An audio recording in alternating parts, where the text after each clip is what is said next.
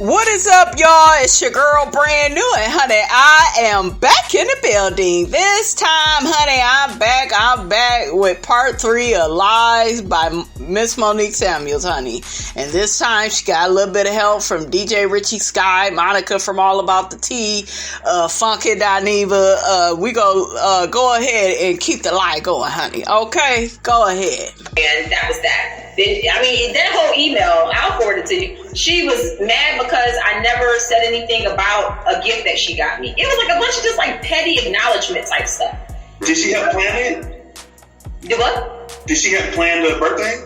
No, it was her idea. It was just her idea. And Chris probably didn't want her help because he knew what kind of dynamics and friendships that, you all had. So that would make sense to me.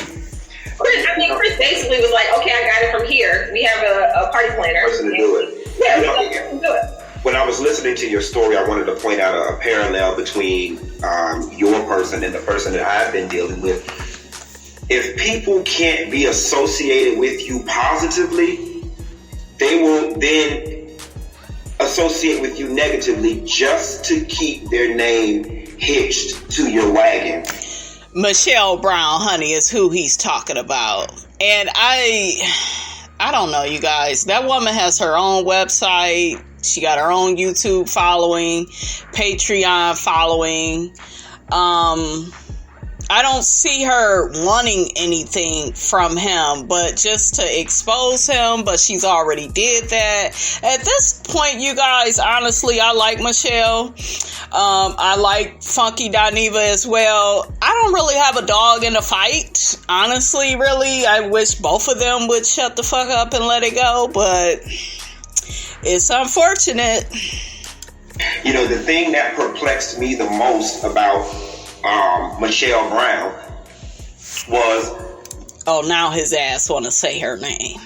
You have self-proclaimed out loud that you hate me, you don't like me, I'm a horrible person, so on and so forth.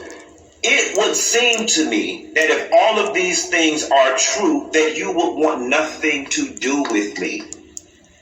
So why am I constantly the topic of conversation? And the same goes for you and Gigi. If I did you wrong and I'm such a horrible friend, this, that, and the third, then it would seem to me that you would want nothing to do with me. Right. But instead, you continue to find ways to try to stay attached and get my attention. It's psychotic. Right. Because you make her money. You make her money. And here's a quick thing. I never shared this with you because I just didn't care. Her and I had became cool, and she started moving funny around me, so I distanced myself. The fact that you or even T.S. Madison or no one has to mention her name, but she'll consistently mention your names, put y'all hashtags in her YouTube descriptions, all that is because y'all trying to get the views. When someone put Funky Dineva, when someone put T.S. Madison, the people want to watch. So that's part of her branding, that's part of her PR because it makes her money. If you look at her page, some of her highest views are mentioning T.S. Madison, mentioning Funky Dineva. It brings her revenue. It's just pathetic. You know what I'm saying? Michelle Brown, if you go to her channel, and I really kind of investigated her channel, she has views in the triple numbers, like over 100,000, and that's... she got like way more than that. So I could see more or less, you guys, of what he's saying if she just had 5,000, 1,000 views on videos, 2,000, these small numbers, 500, 600. I could see that, but this girl, she's making money. Okay. So I don't know. How do you guys feel about that? Do you feel like YouTube has went to Funky Dineva's head where he feels like he's the only one winning? That's kind of what I'm getting from him. I'm very happy, you guys, for him and his success. He definitely deserves it. He definitely is a talent and works hard, but you are not the only one winning. And what do you own besides your YouTube channel? And you're marketing different products to people, right? Which is what a lot of YouTubers do. Do you have books? Do you have property? Do you have stocks? Do you have bonds? What do you have? Michelle has all those things. Do you see what I'm saying? You actually used to rent from her. So when I don't know, you guys, to me, he tries to put this narrative out there that she's jealous of him. Do you guys think that Michelle Brown is jealous of Funky Dineva? Maybe I will put it in a community tab and see what you guys feel about it. But yeah, put that down in the comments. Do you feel like Michelle Brown is jealous of Funky Dineva and his success on YouTube? Do you feel like he has surpassed her? Whose channel are you more of a fan of? Let me know and keep it real, honey, okay? And you just made her a whole bunch of money. It's pathetic. Because, I've been doing this long enough, and Monica and Richie can both tell you, if you look at the views that it's bringing in, a couple $100. You know what I'm saying? I could totally get it if it was like every time she mentioned me, she get the $20,000 bag. It's a couple $100. Like, that couple $100 goes a lot from her. I'm pretty sure you've seen the hair texture and quality, so that's money to her. By the way, Dineva, I'm sorry that you're going through that, because for years I've watched it from the sidelines, and it was just unfair, the name calling and the lies, because you could see your growth, right? It was clear to me that you weren't on drugs or anything of that nature. So to paint that picture to the public or people that really didn't know you, to me personally, I just thought it was just nasty. It goes so far beyond it. I've got AIDS. I'm on drugs. Wow. And here's the latest one. The AIDS comment, you guys, is because Justin J and Funky Dineva, I guess allegedly, they used to date and have sex. And Justin J came out a couple of years ago saying that he had HIV. And so now they're saying that Atlian has put it out there that Funky Dineva, he got HIV and he got AIDS as well. Y'all chime in on that. I don't think she should say stuff like that. That's a bit too much right there, because all of that is their, personal business. Florida State University did not give me a degree. And that's that same damn degree his ass get to bragging about, in every video, honey. Here's the thing. And it's like, how do you just straight up, like, had you been like, and I found out he graduated with a low GPA, that's believable. But now you just pulled out of the sky. Everybody knows how I rag on going to Florida State and my time in college. Now just, Florida State didn't even give him a degree. It's just the level of psychosis that these people are in, that you will just make up anything to try to maim, injure, and hurt. It's ridiculous. But look how everyone around her is succeeding, as she talked about. I mean, multiple deals and multiple partnerships. T.S. Madison's own show, multiple shows on YouTube. It's like, and she's still in the same place in that funky ass spot, in that funky ass chair. And I'm sure and that's the problem I have with people. They try to, put Michelle Brown down like she ain't shit and she ain't got no subscribers. Just because people don't show their number, you guys, that don't mean they don't have no subscribers. She's probably making several thousands of dollars off of YouTube monthly. She has a Patreon following. She owns property. She probably owns her own home, I believe. She drives nice cars. She, is in talks and in touch with people like Nene Leakes. She travels in those Atlanta circles, honey. She got pictures with T.I. What is the man's name? Trey Songz. I be like flabbergasted looking at all the people that she has been in, contact with, and she done took pictures. She done interviewed them. She done interviewed most of the ladies on Real Housewives of Atlanta. So do you see what I'm saying? Like, she's definitely that girl. Do you see what I'm saying? And it makes me upset that people try to put her down. Like, well, she ain't shit, and Funky knows these people and he's cool with them. And I'm looking like, shit, she the one that put him on. It sound like she the one that introduced him to a lot of people in Atlanta. He ain't from Atlanta. She is. Do you see what I'm saying? What is he from? Florida? So that, you know, that's some bullshit that I see a lot of YouTubers, you know, they're trying to concoct like, she ain't shit, and Dineva is everything, and he has this and has that, and it's like, oh my God. Monique can get on board with this. You know, my whole thing was, and it's a very simple universal principle. If you focus on you and what it is you got going on, I promise you, anybody within earshot of my voice, whatever it is you want to be, it will happen.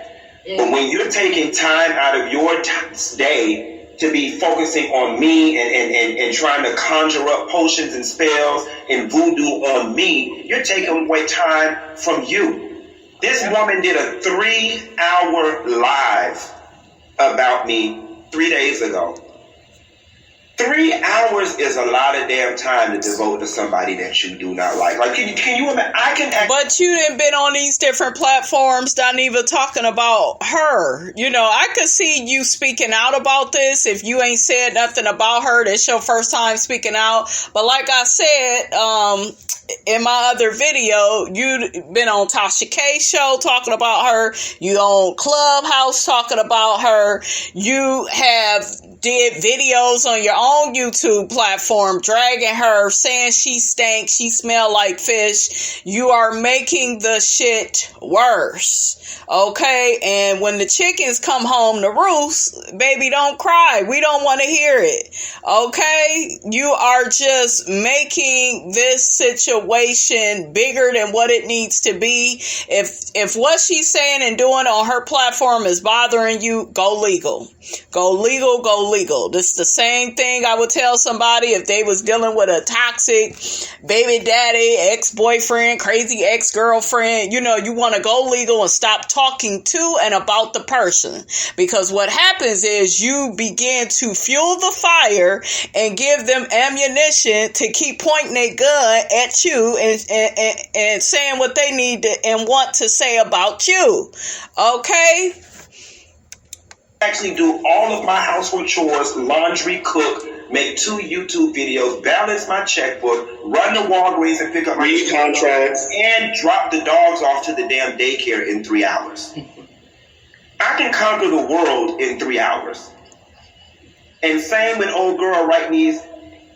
It takes a lot of, and I want to tell you something, Monique, and I feel bad for her. I do. I feel bad for Gigi. I feel bad for the girl that's bothering me. And I feel bad for other people like them because I can't relate to what it's like to look in the mirror and not like myself and cry at night because I'm not somebody else. Like, I can't relate to that feeling, but I know it has to suck.